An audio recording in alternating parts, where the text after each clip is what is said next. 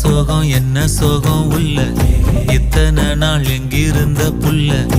இருள தேடும் வேலைக்கில்ல ஒளியா வந்த எனக்குள்ள